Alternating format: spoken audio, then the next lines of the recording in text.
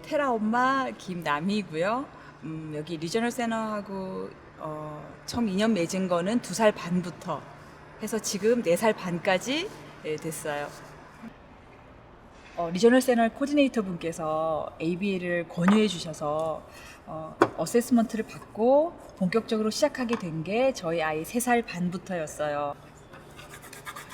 결과. 옆에서 ABA 하는 걸 지켜보니까 아이를 내가 바라는 이상향대로 키워낼 수도 없고 또 그렇게 큰다고 하더라도 아주 잘 큰 게 아니겠구나라는 걸 깨달았어요. 그러니까 선생님들께서 ABA 선생님들께서 추천하시는 방법들이 부모랑 맞지 않을 때도 많아요.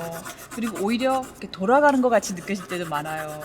이게 좋아지는 게 아니라 오히려 더 이유 없는 반항을 하거나 아이 결점이 더 부각되는 방법일 수도 있을 텐데, 그런데 선생님들은 항상 옳았고요.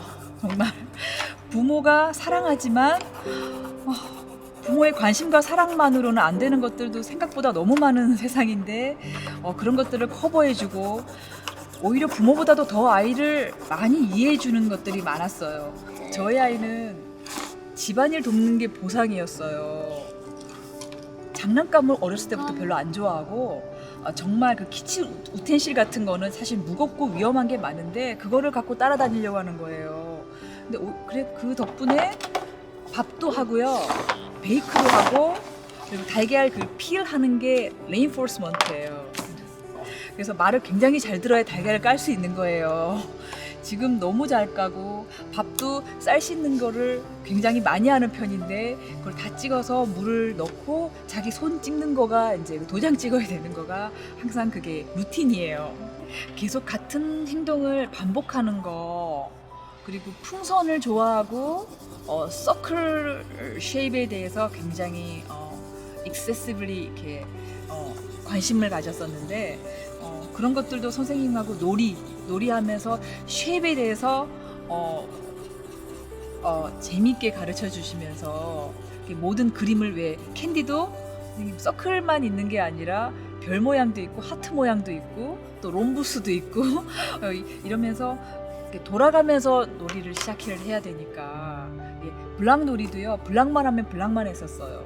레고 하면 그 하루 종일 레고만 해야 되는 아이였는데 그거를 이제 물론 정리하는데 힘든 부분도 있었겠지만 선생님께서 너가 놀이 하자는 거 했고 이제는 선생님이 좋아하는 걸 했을 때 그때 일라이한테 리월드가 간다고 하니까 그거를 또 친밀감이 형성되어 있는 상태에서 하니까 선생님 너무 기쁘게 해주고 싶어서 또 열심히 하고요. 그림도 똑같은 것만 그리고 싶어 했었어요. 근데 선생님이 같이 그려주고 좋아하는 뽀로로 캐릭터 같이 색칠해주고 또 그만큼 또 잘했다고 칭찬해주시고 그러면서 아이가 또 여러 가지 시야가 넓어지고 또 자기가 더 잘할 수 있는 분야도 발견하게 되면서 저절로 자기 스스로한테 관대해졌어요. 랜터먼 리저널 센터의 비디오 시리즈에 오신 걸 환영합니다. 저는 랜터먼 리저널 센터에서 일하고 있는 글로리아 허입니다. 이 비디오에서는 행동 중재 서비스에 관한 정보를 제공할 것입니다. 행동 중재 서비스는 개인이 위험하고 상황에 맞지 않고 사회 부적응적이며 나이에 어울리지 않는 행동을 보일 때, 그리고 이러한 행동들이 학교, 직장 또는 가족 활동에 참여하는 데 방해가 될 때 제공될 수 있습니다. 행동 중재 서비스를 받을 수 있는 경로는 이용 가능한 일반 자원과 개인의 나이에 따라 크게 3가지로 나눕니다. 가장 먼저 공공 또는 개인 의료보험을 고려해야 합니다. 대부분의 개인 보험과 메디칼과 같은 주정부가 지원하는 공공의료보험은 행동교정 서비스를 제공합니다. 서비스는 각 보험사의 절차에 따라 신청하셔야 합니다. 두 번째로 21세 미만의 경우에는 IEP, 개별 교육 프로그램을 통해 행동 중재 서비스를 받을 수 있는지를 의논해 볼 수 있습니다. 셋째, 의료보험이 없거나 보험에서 서비스 제공을 거부하여 학교 교육 이외의 시간에 가정에서 서비스가 필요한 경우 랜터먼 리저널 센터에서 서비스를 지원하기도 합니다. 안녕하세요. 저는 에스더 홍이고요. 저희 애들 3명이 있는데 에즈라는 11살, 레베카는 10살, 그리고 에프림은 지금 8살 and half입니다. 그리고 3명 다 프랭큰 리지널 센터 클라이언트이고요. 그래서 리지널 센터라는 그 개념도 저는 처음에 몰랐어요. 근데 인터넷을 찾아보니 오티즘 있는 아이들, 모든 다른 장애 있는 아이들은 이 리지널 센터 클라이언트가 되면은 이런 여러 가지 프로그램이 있다는 걸 알게 되었어요. 그래서 저는 처음에 인터넷을 통해서 알아봤고 그 다음에 인테이크 서비스를 시작하여서 케이스 매니저까지 정해졌어요. 당장 필요한 도움이 뭐였냐면은 애들이 비헤이비어가 너무 많이 힘든 부분이 많았어요. 그래서 ABA에 대해서 알게 되었고 그거를 통해서 아이들에게 어떻게 하면은 사회생활을 하는데 아니면 학교 적응하는 것, 그 다음에 사람들 주위에 있을 때 어떻게 하면 화를 안 내는지 기다릴 수 있는지 그런 부분에 도움이 필요했기 때문에 ABA 서비스를 시작하게 되었고요.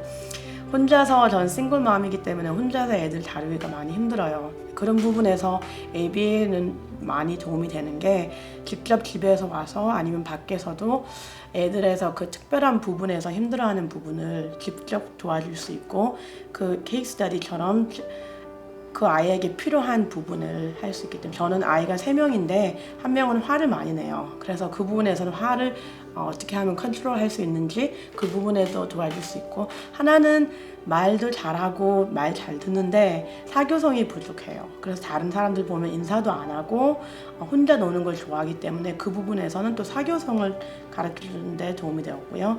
저 딸 같은 경우에는 말도 잘하고 사교성이 좋은데 잘 울어요.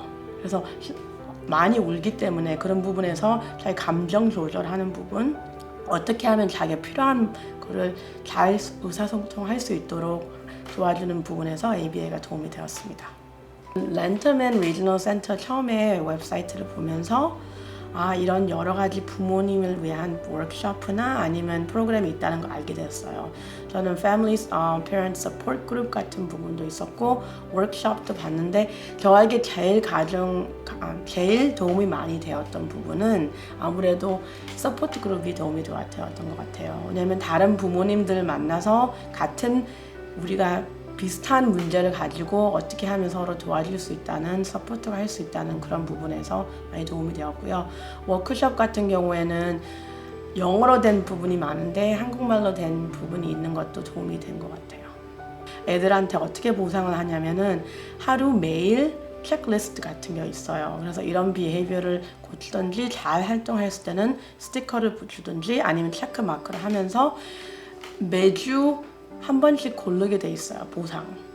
영화를 보러 가든지 친구 집에 가든지 아니면 책을 봤든지 아니면은 아이패드 같은 데서 시간을 좀 보낼 수 있는 그 보상을 미리 아이에게 선택하게 주는 게 중요해요.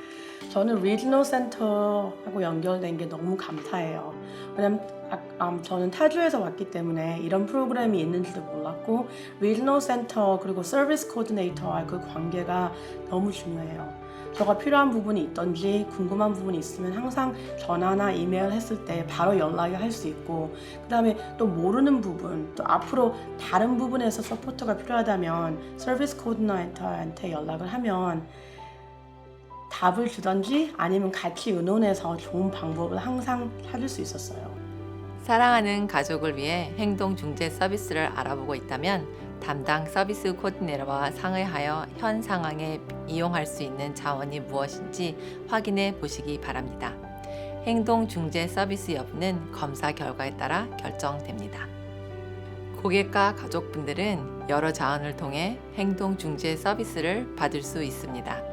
렌터맨 리저널 센터는 웹사이트를 통해 행동 중재 서비스 오리엔테이션과 워크숍도 제공합니다. 저희 리저널 센터에서 제공하는 행동 중재 서비스나 다른 서비스에 대한 자세한 사항은 담당 서비스 코디네이터와 상담하거나 렌터맨 리저널 센터 웹사이트를 방문하여 확인하시기 바랍니다.